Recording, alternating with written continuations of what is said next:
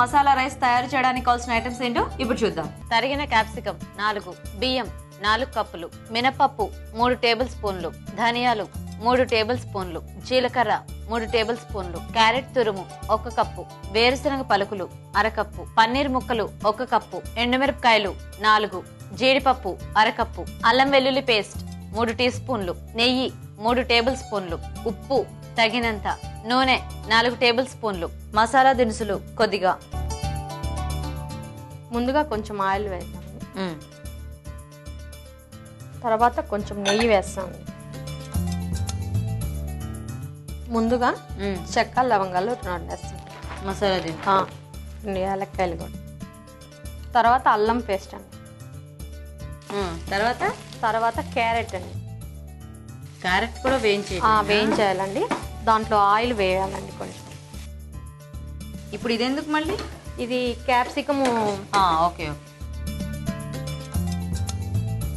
ఇక్కడ ఏంటో పౌడర్ చేసి పెట్టారు. ఏంటా పౌడర్? మినపప్పు, ధనియాలు, మిర్చి, జీలకర్ర, పల్లి, సాల్ట్, అంతేనండి. అంతేనా? జాగ్రత్తగా. మళ్ళీ క్యాప్సికమ్, పన్నీర్. అవునండి, ఇలాగే ఫ్రై చేయాలి. ఇలాగే ఫ్రై చేసుకొని పక్కన పెట్టేసుకోవాలి. అప్పుడు నాకు సేమ్ ఇలాగే చెప్పింది. అంతేనా? అంతే అండి. ఓకే.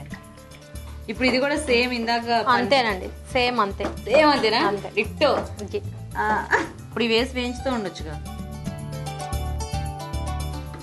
సో రైస్ ముందే బాయిల్ చేసి పెట్టేశారా? అవునండి.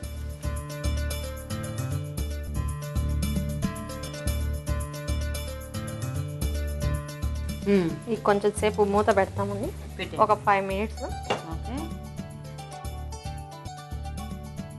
ఈ పౌడరు ఇవన్నీ కొట్టుకున్నాం కదా, ఇప్పుడు దీంట్లో వేసేస్తాం. అమ్మ మంచి ఘాటు స్మెల్ వస్తుంది. అవునండి.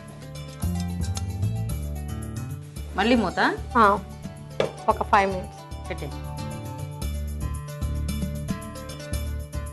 ఇప్పుడు రైస్ దాంట్లో కలుపుతాం. ఓకే.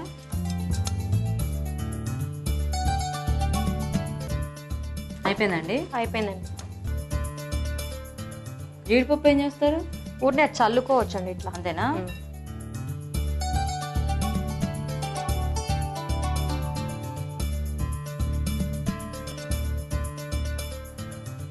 ఏంటి? టమాటో. అవునండి. ఓకేనండి, మరి వేడివేడిగా క్యాప్సికమ్ మసాలా రైస్ రెడీ.